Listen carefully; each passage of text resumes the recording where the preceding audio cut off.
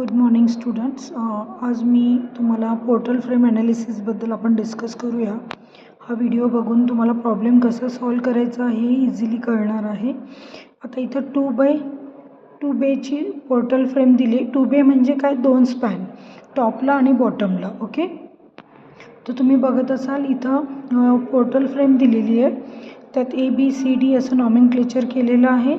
टॉपला जो लोड आहे तो 25 किलो न्यूटन आहे, तो रूफला आहे. 50 किलो न्यूटन हा ग्राउंड फ्लोअरला आहे. ओके, आता पोर्टल फ्रेम किंवा कॅन्टिलिव्हर फ्रेम ॲनालिसिस करताना आपल्याला काही अझम्पशन लागतात. त्या अझम्पशननेच आपण न्यूमेरिकल सॉल्व करू शकतो. तर आता फर्स्ट स्टेप काय, apply first assumption. means mark point of contraflexure at the center of each member. Contraflexure means what? Your in bending moment, that is sagging and hogging moment is created, then here the point of contraflexure means your sign convention is changed at that particular point. Now see in this figure, तुम्ही बघत असाल हा जो आहे हे आहे point of contraflexure. मी प्रत्येक पॉईंटला मार्क केले, बीम आणि विथ कॉलम पण. ओके, सेकंड काय तुमचं, apply second assumption. Interior horizontal share is always double than exterior. Okay, म्हणजे काय, तुमचा जो हा कॉलम आहे, कॉलममध्ये जो शेअर क्रिएट होणार आहे तो एक्सटर्नल कॉलमला म्हणजे ह्या आणि ह्या दोघी कॉलमला काय असणार आहे, P, आणि जो इंटरनल कॉलम आहे त्याला किती असणार आहे तुमचा 2P. Okay, similarly for first floor and for ground floor. Okay, first फ्लोअरला मी अज्युम केलं की P हा शेअर फोर्स आहे, P 2P P, आणि ग्राउंड फ्लोअरला मी अज्युम केला Q 2Q आणि Q. आता बघा हा लोड इकडनं ट्रान्सफर होतो आहे म्हणून मी P अप्लाय करताना त्याच्या अपोजिटली अप्लाय केलेला आहे. ओके, आता तो का अप्लाय केला आहे त्याचंही पुढे रिझन आहेत म्हणून मी त्यानुसार केलं आहे. मी जसा प्रॉब्लेम सॉल्व केला आहे पेपरमध्ये जर आला तर ॲज इट इज असाच सॉल्व करायचं आहे, without any changes of direction of internal force and external force. Okay, now आता स्टेप 3 काय तुमची, find P and Q. Okay, P जेव्हा फाइंड आउट करणार आहे तेव्हा only consider the above storey means your first floor only. Means P + 2P + P equal to opposite force किती act झाला आहे 25 किलो न्यूटन. तो घेतला, ॲनालाइज केला आणि Pची व्हॅल्यू किती आली 6.25 किलो न्यूटन. हे बघा आता कसं आहे, जो मी फॉर्म्युला सांगितला फक्त टॉपचं फ्लोअर घ्यायचं आहे म्हणजे P + 2P + P equal to opposite force 25. Similarly जेव्हा Q घेणार आहे तेव्हा काय करणार, Qला Q + 2Q + Q equal to above two forces 50 kilo newton + 25. Okay, जेव्हा आपण फर्स्ट फ्लोअर केला तेव्हा फक्त आपल्याला टॉपचं लोड दिसतोय, जेव्हा आपण ग्राउंड फ्लोअर घेतला तेव्हा खालचे दोघं फोर्स दिसत आहे म्हणून ते ॲडिशन करायचे आणि त्याच्यावरून आपल्याला काय मिळणार आहे, Qची व्हॅल्यू. हे बघा त्याच्यावरून आपण काढलं आहे Q = Q + 2Q + Q equal to 25 + 50. Then you will get Q = 18.75 kilo newton. आता पुढची स्टेप आहे स्टेप नंबर 4.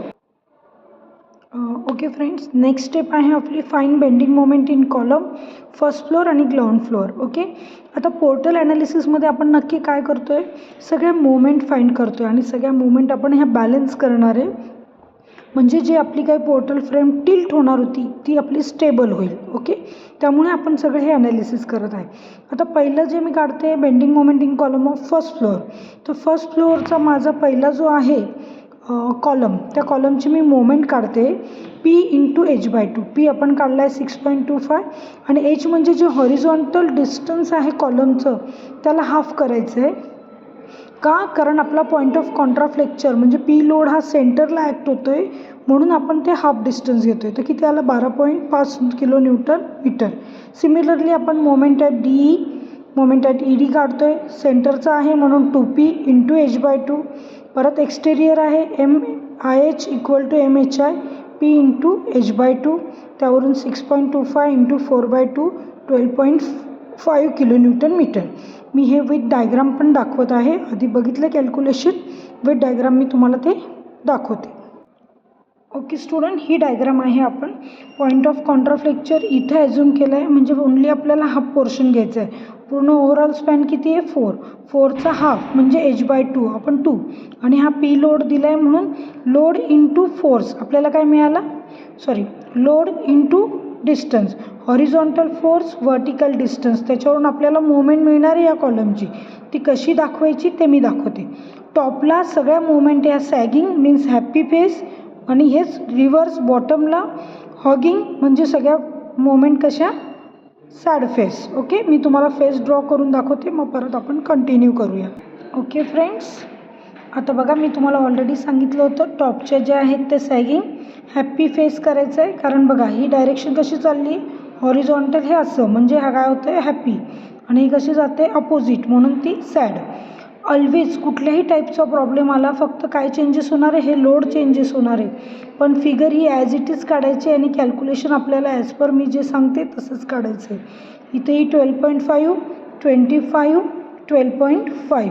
ओके, अपोजिटला पण सेम असणार आहे कारण लोड सेम आहे डिस्टन्स सेम आहे म्हणून सगळे हॉगिंग मोमेंट पण सेम असणार.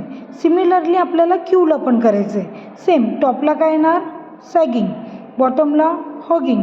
इथं हॅप्पी फेस येणार आहे, इथं सॅड फेस येणार आहे. मी परत डायग्राममध्ये ड्रॉ करून दाखवते तुम्हाला. वेट. ओके स्टुडंट्स, हे बघा मी परत इथं all above face are sagging that is smiley face, bottom is hogging that is sad face.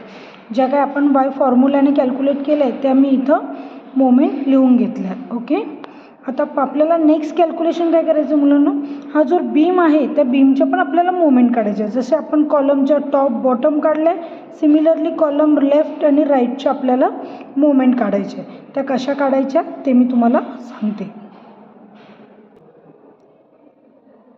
Okay student, next step number 5, find bending moment of each beam means at top floor and ground floor. मग आपल्याला top फ्लोअरची किती आहे moment at C D is equal to at beam, B means beam equal to moment of B C of column is equal to काय 12.5 kN/m. Please remember it always same in each and every frame, then our frame is stable. Okay, now see with the help of diagram. Okay student, बघा मी काय म्हटली moment at तुमची ही बी to C आहे बरोबर, ही इथली C to be 12.5 आहे. ती कशी चालली आहे तुमची क्लॉकवाईज. मग तिला बॅलन्स करण्यासाठी आपल्याला कशी लागणार आहे अँटी क्लॉकवाईज.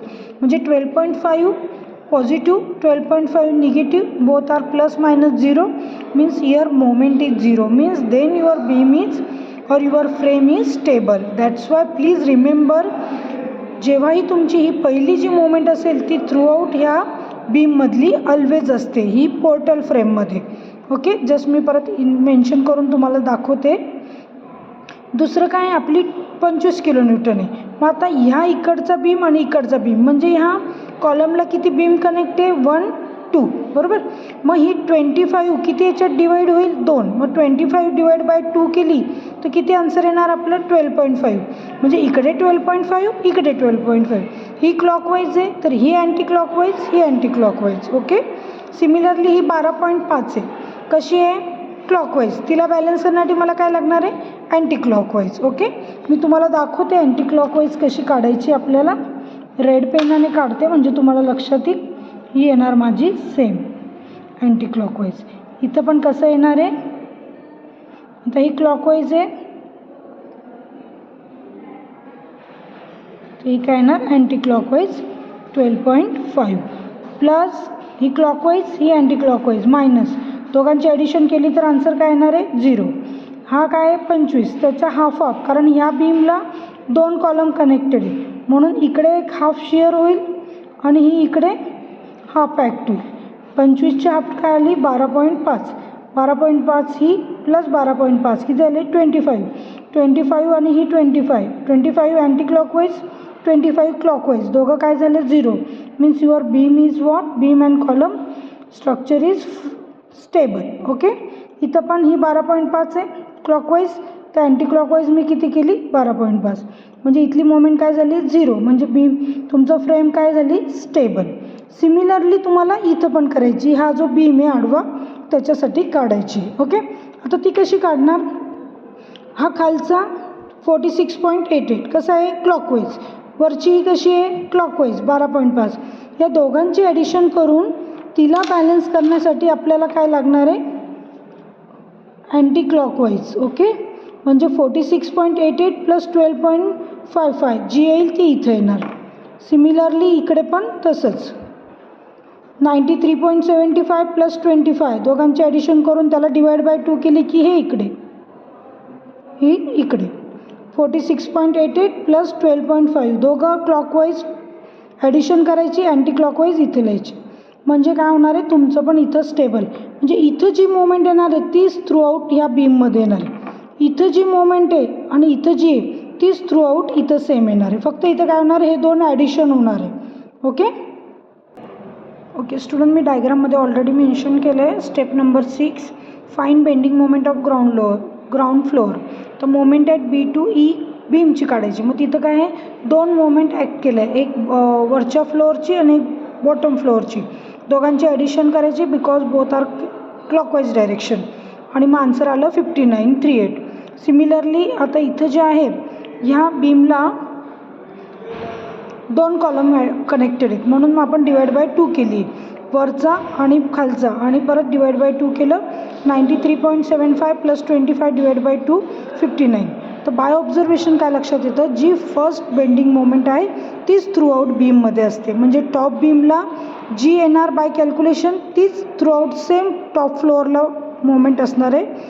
ग्राउंड फ्लोअरला जी इनिशियली येणार आहे तीच थ्रू आऊट बीममध्ये मोमेंट येणार आहे. ओके, नेक्स्ट आता आपल्याला जसं आपण हे काढलं इथलं बीमची मोमेंट, सिमिलरली आपल्याला शिअर फोर्स इन बीम पण काढायचा असतो.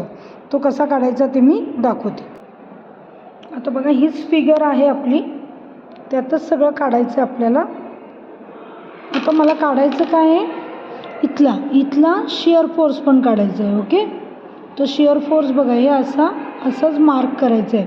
मी जे साइन कन्व्हेन्शन घेतले तसेच करायचे, म्हणजे तुमचा प्रॉब्लेम कुठेही चुकणार नाही. तसंच सेम इथं पण आपण पॉईंट ऑफ कॉन्ट्राफ्लेक्चर केलेलं आहे. मी विसरले मार्क करायचं. इथं पण आपल्याला कसं दाखवायचं आहे, टॉप बॉटम.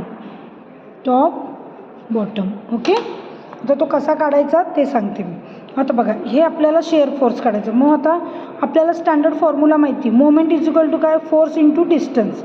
मग आता आपल्याला फोर्स काढायचं तर त्याचा व्हाईस वर्सा, moment divided by horizontal distance. म्हणजे 12.5 plus 12.5 divided by distance of AF काढायचं आहे. ओके, ते कसं कॅल्क्युलेशनने काढता मी ते तुम्हाला मेन्शन करून दाखवते. ओके स्टुडंट, आता काय करायचं आपल्याला, find shear force in top beam and ground beam. तर शिअर फोर्स इन CD कसा काढणार आपण, बीममधला moment at CD plus moment at DC divide by CD. किती आली मोमेंट, 12.5 प्लस 12.5 डिवाइड बाय 4, त्यावरून आपल्याला आली 6.25. Similarly beam at DI, moment at DI plus ID divide by span of DI. Span किती आपला 5 horizontal, 12.5 plus 12.5 divide by 5 equal to 5. Similarly आपण ground फ्लोअरला पण केलं, तिथं आपली मोमेंट किती आली आहे 59.38. 59.38 प्लस 59.38 डिवाइड बाय स्पॅन 4 खाली 5, त्याच्यावरून आपल्याला हे दोघं शिअर फोर्स मिळाल्या. ओके, आता फक्त पुढची मी बेंडिंग मोमेंट डायग्राम ड्रॉ करून दाखवते.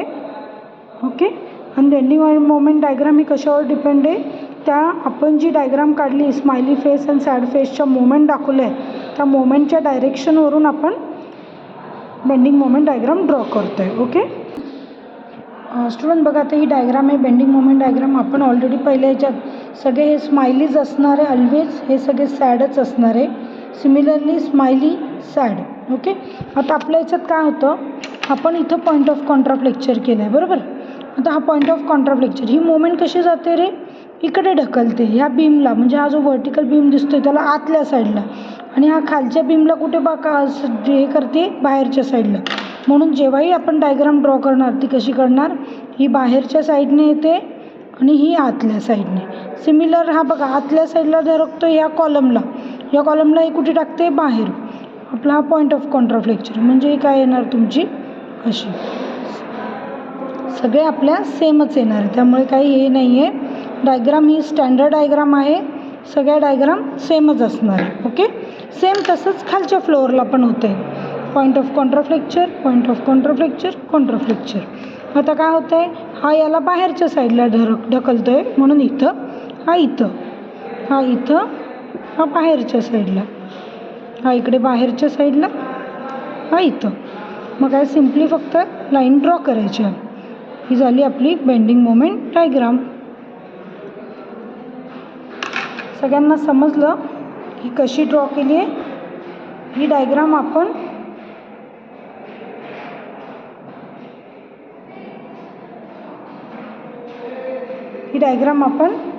डायरेक्शननुसार, हे कॉलमला आत ढकलते, ही कॉलमला बाहेरच्या साईडला काढते, त्याच्यानुसार आपण सॉल्व केले. हा तुम्हाला एक्झामला 6 किंवा 8 मार्क्सला न्यूमेरिकल येईल. त्यामुळे व्यवस्थित प्रिपेअर करून ठेवा. मी जसं सांगितलं आहे तसं सॉल्व करा. फक्त काय होणार आहे, तुमच्या जे हॉरिझॉन्टल एक्सटर्नल लोड आला आहे, जो आपल्या न्यूमेरिकलमध्ये 25 आणि 50 होता, तो रिप्लेस होऊन दुसरा लोड येईल. बाकी ॲज इट इज न्यूमेरिकल येणार आहे. त्यामुळे सगळ्यांनी हा न्यूमेरिकल प्रिपेअर करून ठेवा. थँक्यू.